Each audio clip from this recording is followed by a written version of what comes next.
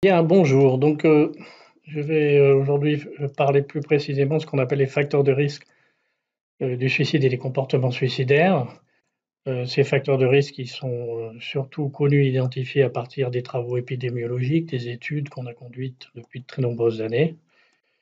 Et on essaiera de voir comment on peut les comprendre et les utiliser dans la prévention du suicide. Donc, on en est à la quatrième partie, après les idées reçues, les définitions et les faits. On va parler donc des facteurs de risque. Alors, il ne faut pas perdre de vue l'idée principale. Tout ça, ça repose sur une idée forte qui n'est pas qu'une croyance, qui est une idée, puisqu'elle a été, cette idée, validée par des interventions qui ont pu montrer qu'on pouvait diminuer le suicide. Donc le suicide, c'est évitable d'un point de vue collectif et puis aussi d'un point de vue individuel. C'est-à-dire que les actions générales collectives pourront diminuer le suicide et puis ensuite des interventions individuelles pourront éviter le passage à l'acte suicidaire. C'est la question de le suicide, finalement, c'est quelque chose qui est une crise et donc on peut intervenir sur cette crise et éviter que cette crise se transforme en quelque chose qui est particulièrement désastreux, hein, la mort par suicide, désastreux pour la personne et désastreux pour l'entourage. Je vous présente ici, ça c'est quelque chose qui est très connu des gens qui font des exposés qui parlent du suicide et des interventions suicidaires. C'est un modèle qui essaye de représenter ce que c'est la crise suicidaire. Cette crise, elle commence quand on est exposé à une souffrance qui est en général une souffrance psychologique durable et insoutenable, vis-à-vis de laquelle apparaît comme solution potentielle à un certain moment ce qu'on appelle les idées suicidaires. Et puis cette crise va avancer, on le reverra plus clairement quand on parlera de la crise suicidaire, avec l'intention de commettre un acte, la programmation de cet acte, et puis ensuite, dans les cas malheureux où le passage à l'acte va avoir lieu, le décès. On voit que c'est une crise qui va de plus en plus se resserrer, avec une sommation de ce qu'on appelle des facteurs de risque, des facteurs qui vont aggraver et qui vont empêcher de trouver des solutions et de contrer ces ruminations qui vont progressivement conduire à la programmation suicidaire. Et à l'inverse, il y a des facteurs qu'on appelle des facteurs de protection. Ces facteurs de protection, ils sont très importants puisque c'est avec ceux-ci qu'on va pouvoir intervenir lors de cette crise, intervenir dans la relation, intervenir de façon individuelle, même si on n'est pas forcément spécialiste, pour permettre de sortir de cette spirale qui est la spirale de la crise suicidaire. Dans ces facteurs de protection, il y a des éléments qu'on appelle les pensées velcro, on verra ce que c'est, mais en tout cas les pensées qui permettent de bloquer ou en tout cas de diluer l'importance des idées suicidaires, et c'est des éléments qu'il faudra repérer et apprendre à utiliser lorsqu'on est face à quelqu'un qui exprime ses idées suicidaires. Les gens expriment les idées suicidaires dans certaines circonstances et surtout avec des personnes dans lesquelles ils ont confiance, qui ne sont pas forcément d'ailleurs les personnes de leur entourage, parce que, pour une raison assez simple, c'est que globalement, on n'a pas envie de faire souffrir les gens qu'on aime en leur disant qu'on s'en sentirait mieux si on disparaissait. Alors, est-ce qu'il y a des causes du suicide? Non, il n'y a pas de cause unique du suicide et il y a des causes repérées comme générales. Pour une personne, il n'y a jamais un facteur ou plusieurs facteurs qui sont ou un seul événement, pardon, qui est source du suicide. Même si la personne peut avancer comme facteur prépondérant du passage à l'acte certains événements de sa vie. C'est en général, alors c'est le modèle qu'on a actuellement, l'accumulation ou l'interaction de plusieurs facteurs dans un moment particulier de la vie des personnes qui va conduire à la détresse, au désespoir, puis ensuite à l'apparition des idées suicidaires. Euh, Dans le modèle de la crise suicidaire, les pensées de mort, les pensées suicidaires sont une solution possible au désespoir et à la souffrance. Et en général, c'est souvent des pensées qui permettent d'imaginer qu'on va arrêter de souffrir. C'est toute la question de cette crise suicidaire, c'est comment je peux sortir de cette souffrance. Et malheureusement, parfois, chez certaines personnes vulnérables, dans certains contextes, eh ben, la pensée de mort est une pensée qui fait diminuer la souffrance. Alors ça, on l'a déjà vu, je le répète, il y a plusieurs niveaux d'intervention. Quand on veut faire la prévention dans la société ou des programmes de prévention, il y a des facteurs qui sont des facteurs communautaires liés à la communauté, la question des discriminations, des traumatismes et des abus, des stress, des facteurs qui sont des facteurs de relation très très importants, hein, Si on ne peut pas comprendre le suicide et les données épidémiologiques sans comprendre les facteurs liés à l'isolement et le manque de soutien, ou la présence de relations conflictuelles ou de pertes, sont des éléments très importants. Et ces éléments relationnels sont des éléments qui, à la fois, sont des facteurs de vulnérabilité, mais si on agit dessus d'une manière individuelle, c'est des facteurs protecteurs. Donc, la capacité à lutter contre l'isolement et redonner de la relation de soutien, c'est un facteur sur lequel il faudra agir lorsqu'on veut apporter de l'aide aux suicidants. Puis il y a des facteurs plus individuels. Les antécédents de suicide, c'est un élément très très important.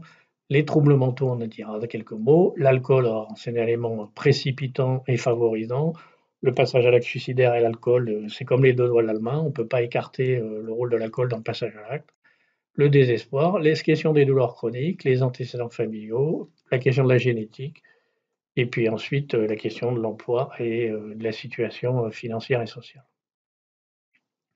Les causes, alors, si on veut rentrer dans le détail, elles sont bien évidemment différentes d'une personne à l'autre et pour chaque personne, les causes, elles sont personnelles. C'est ce qu'il faudra explorer d'ailleurs. Quelles sont les causes qui conduisent à tel désespoir et qui vous font autant de souffrir? Et à l'inverse, quelles sont les alternatives possibles? Donc il y a des facteurs qui pourraient être liés à la prédisposition de la personne, qui sont les problèmes psychologiques, les expériences vécues, on le verra, qui sont liés à sa situation sociale et familiale, le chômage, la perte de repères, l'isolement, le passage en maison de retraite. Et là, c'est la question des événements survenant dans la vie, les échecs, les situations. Et chez ce sujet âgé, par exemple, la perte de l'animal de compagnie ou le placement en institution. On distingue, alors ça c'est pour faire un cours un peu académique, et dans toutes les questions sur le suicide, on fait comme ça, ce qu'on appelle des facteurs prédisposants. Ça veut dire quoi? Ça veut dire qu'en gros, le suicide, ça ne survient pas chez tout le monde. Tout le monde a des idées, potentiellement une idéation suicidaire, mais tout le monde ne va pas passer à l'acte. Et il y a des facteurs qui vont rendre les gens plus vulnérables à l'émergence d'idées comme le suicide est la solution à la souffrance. Il y a des facteurs qui sont précipitants, c'est ceux qui vont conduire avec un plus grand risque de passage à l'acte. Et puis, il y a aussi des facteurs très importants qui sont les facteurs de protection. Si on veut essayer d'aider les gens et d'éviter le suicide, eh ben, il faut les connaître et ce sont des leviers sur lesquels on peut s'appuyer pour éviter le passage à l'acte suicidaire. Je reviens sur cette diapositive et ce schéma, très important. Il y a des facteurs de risque et des facteurs de protection. Ces facteurs de risque vont se cumuler à un moment avec une cinétique d'idées suicidaires, d'idéation et de programmation. Et il faudra connaître les facteurs de protection pour éviter le passage à l'acte. Alors, quels sont les facteurs prédisposants? On commence toujours par là.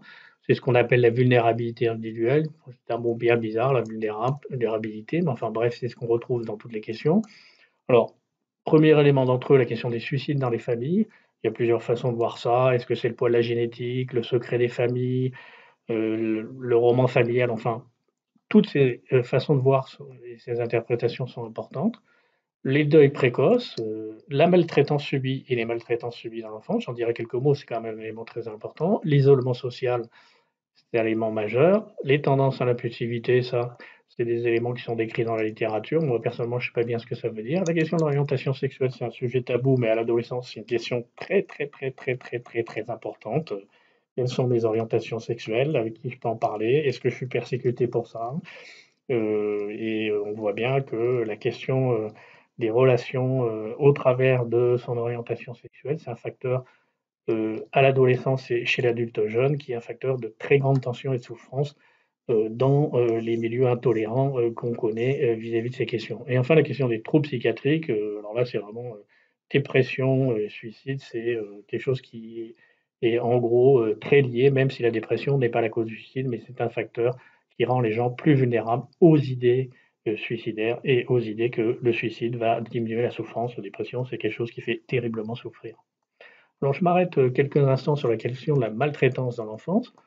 Alors, bon, ça c'est pour faire scientifique, mais qu'est-ce qu'on peut dire de cette étude? C'est une étude qui essaye de regarder les expériences douloureuses et maltraitantes dans l'enfance, et puis ensuite qui essaie de corréler ça et voir la relation que ça peut avoir avec les tentatives de suicide à l'adolescence ou à l'âge adulte. Donc vous avez le score ACE qui témoigne de l'importance du nombre de traumatismes, 1 supérieur à 7, et puis première colonne, les tentatives de suicide à l'adolescence et deuxième colonne, les tentatives de suicide à l'âge adulte. Ce que vous pouvez constater, ce qui est la question en épidémiologie, c'est le odds ratio qui est l'élément le plus important qu'on lit une étude épidémiologique.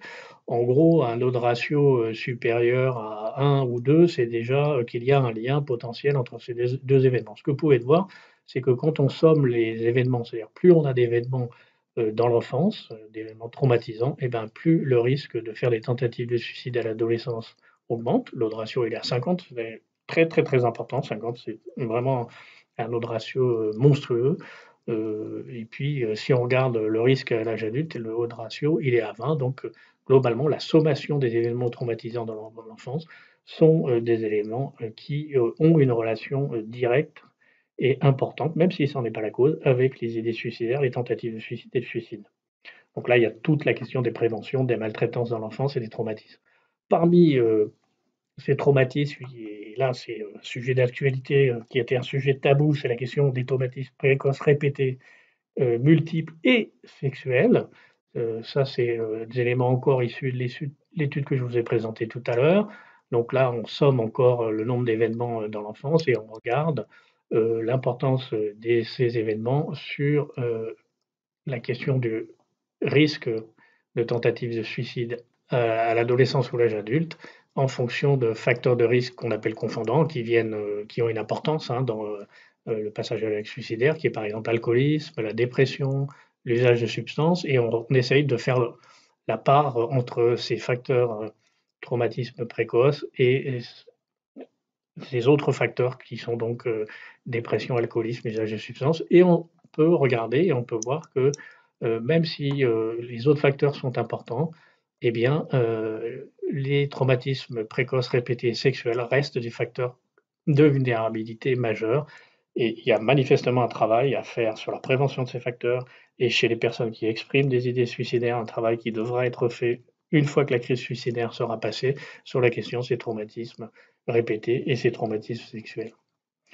Deuxième élément sur lequel de vulnérabilité, ça veut dire des choses qui favorisent l'apparition d'idéations suicidaires comme solution à la difficulté, c'est la question des troubles psychiatriques. Alors là, dans les études, en gros, chez les gens qui se suicident, à peu près 80 à 90% des gens qui se suicident ont eu ou ont des troubles psychiatriques dans les semaines, les mois ou les années précédant le passage à l'acte suicidaire. Ça ne veut pas dire que la pathologie psychiatrique est responsable du suicide, ça veut dire que quand on a les troubles psychiatriques, eh ben, on doit être beaucoup plus entouré sur la question des idées suicidaires et on doit faire beaucoup plus attention lorsqu'on prend en charge ou lorsqu'on accompagne quelqu'un ou lorsqu'on vit avec quelqu'un qui a des troubles psychiatriques à la question des potentialités et du passage à l'acte suicidaire. Alors dans les troubles psychiatriques, bon là c'est pour faire sérieux, mais c'est pas très grave. Ce qui est important à retenir, c'est quand même que la question des troubles de l'humeur reste la question la plus importante. 30 à 40% des personnes qui se suicident avec troubles psychiatriques ont un trouble de l'humeur, pardon. Et c'est le trouble de l'humeur qui est le trouble le plus important, c'est le diapo gauche. Alors, ça varie suivant les régions du monde, mais en gros, vous voyez, par exemple, si on prend la question des affective disorders, les troubles de l'humeur, à peu près 40% en Europe, 33% en Amérique du Nord et 32% en Australie, des personnes ont un trouble de l'humeur dans leur histoire quand ils font une tentative de suicide. Si on essaie de résumer les choses avec les pathologies psychiatriques, eh ben, un grand nombre de gens souffrent de troubles psychiatriques. Heureusement, une minorité d'entre eux vont passer à l'acte, mais ça ne veut pas dire qu'il faut négliger cette affaire. Le risque, il est très important, souvent au début du trouble, au début de l'évolution des troubles. Alors, il y a plusieurs hypothèses là-dessus. On peut penser que la part de la stigmatisation liée à l'étiquette trouble mental est aussi responsable de la survenue de ces idéations suicidaires du passage à l'acte. Trois troubles principaux psychiatriques doivent attirer l'attention. Alors, bien évidemment, tout d'abord la dépression, puis ensuite les troubles bipolaires, et enfin, dans une moindre mesure, la schizophrénie. Ce qu'on a pu montrer dans un certain nombre d'études, c'est que prendre en charge de manière adaptée la dépression, ça diminue le risque suicidaire. Beaucoup de données vont dans ce sens-là. Et de manière adaptée, il y a plein de façons de traiter la dépression de manière adaptée. Bien sûr, ça va poser la question des antidépresseurs, j'en dirai un mot ensuite. Je le répète, les troubles mentaux, ils ne sont pas à eux seuls la condition suffisante pour passer à l'acte, donc il y a plein d'autres éléments sur lesquels il faut intervenir pour éviter le passage à l'acte suicidaire. Je dis 2 mots sur la question des antidépresseurs. Il y a une très grande polémique ancienne dans la littérature sur les antidépresseurs augmentent le risque suicidaire. Alors, il faut bien savoir que c'est pas une nouveauté, hein. Moi, quand j'étais jeune, c'était il y a très longtemps, on apprenait que un des risques de la prescription des antidépresseurs, c'était à certains moments de favoriser le passage à l'acte suicidaire. Ça ne veut pas dire que c'était systématique, mais c'était quelque chose qui devait être surveillé, que c'était lié à l'évolution de la dépression plus qu'à l'effet des antidépresseurs. Enfin, tout ça pour dire, c'est un exemple très important sur comment, d'un point de vue général, et les messages dans la société peuvent avoir une influence sur le suicide. La problématique des antidépresseurs chez l'adolescent et la problématique de la relation entre antidépresseurs et risque suicidaire est une problématique qui a été très forte au début des années 2000, ce qui a conduit l'agence de régulation américaine, la Food and Drug Administration, à émettre un avertissement sur les antidépresseurs en disant qu'il y avait un risque accru de pensées et des comportements suicidaires. Euh, et ça a entraîné un certain nombre de choses. Ça a entraîné des risques chez les prescripteurs qui, aux États-Unis, bah, ils sont beaucoup plus sous la surveillance à la fois de l'information et des risques qu'ils font courir aux patients. Et globalement, ça a eu une certaine conséquence, c'est d'une part la diminution de la prescription des antidépresseurs. Est-ce que c'est une bonne ou une mauvaise chose? Certains diront oui, d'autres non. Et puis surtout, la diminution du nombre de diagnostics de troubles psychiatriques chez les gens qui venaient consulter les psychiatres. Et puis enfin, la diminution de demandes de soins psychiatriques.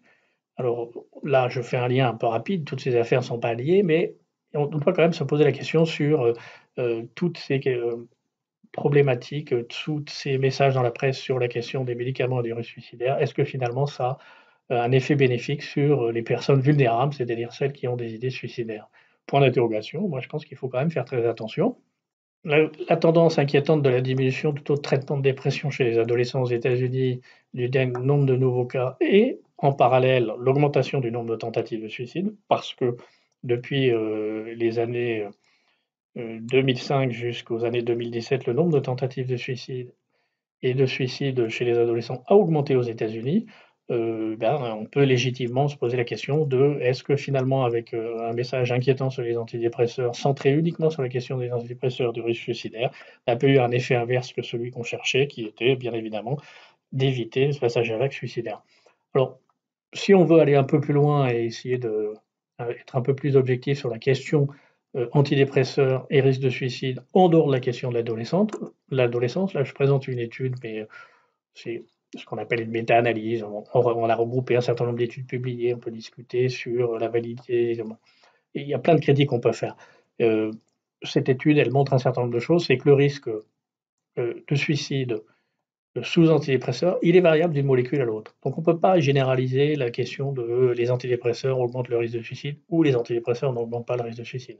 En moyenne, les antidépresseurs augmentent pas beaucoup ou très peu le risque de suicide, certains plus que d'autres, et certains, en tout cas, ne présentent pas de risque d'augmentation du risque suicidaire. Donc il faudra assez pondérer sur la question des antidépresseurs du risque suicidaire. Il s'agit sûrement, lors de l'apparition de suicide, lors de la prescription d'antidépresseurs, de mauvaises prescriptions, de mauvaises pratiques, plus que d'effets particulièrement gravissimes liés aux antidépresseurs. Bon, c'est un avis personnel qui repose sur un certain nombre d'idées scientifiques.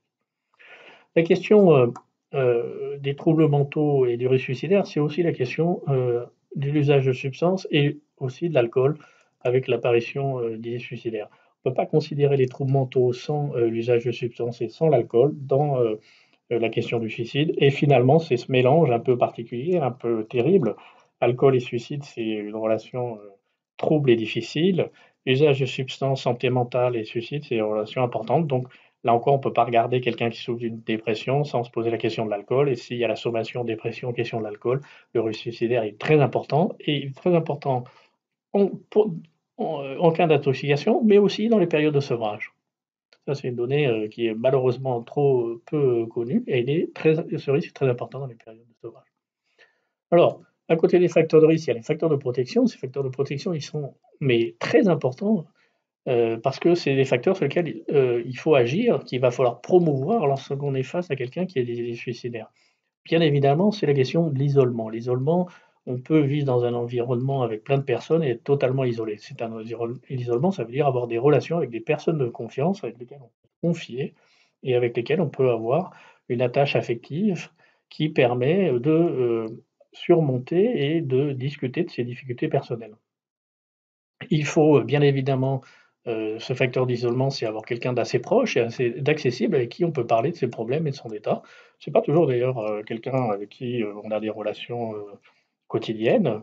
Dans un certain nombre de programmes de prévention, on a formé, par exemple, les chauffeurs de cars scolaires, un certain nombre de personnes qui ont des relations de proximité, mais avec une, comment dirais-je? Une part affective moins grande que, par exemple, la famille ou, le chéri et les amoureux et on a pu montrer qu'en agissant sur ces personnes ressources, ben, on peut avoir un effet. D'autres facteurs, l'estime de soi, la capacité à avoir confiance dans des relations et on peut comprendre là toute la difficulté lorsqu'on a vécu, des traumatismes et qu'on vit dans un environnement, particulièrement hostile. La question d'avoir, une responsabilité vis-à-vis de quelqu'un d'autre, avoir des enfants par exemple, agir sur, heu, mais je peux aussi m'occuper de quelqu'un, ça peut faire diminuer, on verra, les questions des idées suicidaires et pendant un moment ça peut être, des pensées, qui peuvent diminuer, le risque de passage à l'acte et puis, c'est un élément très intéressant, c'est que la vie spirituelle ou dans d'autres cas la vie religieuse, c'est aussi un facteur qui peut être considéré comme de protection et un facteur qui peut aider les gens à passer, cette crise suicidaire.